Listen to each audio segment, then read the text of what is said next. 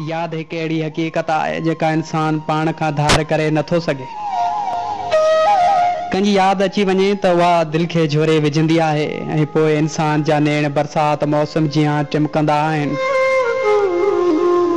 पोइ उन्हनि खे केॾी बि विसारण जी कोशिशि कजे पर उन्हनि प्यारनि जी यादि दिलि मंझां विसरी न आहे सघंदी। यादि हिकु ख़ज़ानो आहे जंहिंसां का बि दौलत मुक़ाबिलो करे नथी सघे। ज़िंदगी उन सां वफ़ादार रहंदी आहे। जेको प्यार करणु ॼाणे ज़िंदगी में केतिरा ई मुसाफ़िर मिलंदा आहिनि। ज़िंदगी हिकु आज़ाद लहर आहे जेका मौत सां टकराइजी ख़तमु थी वेंदी आहे।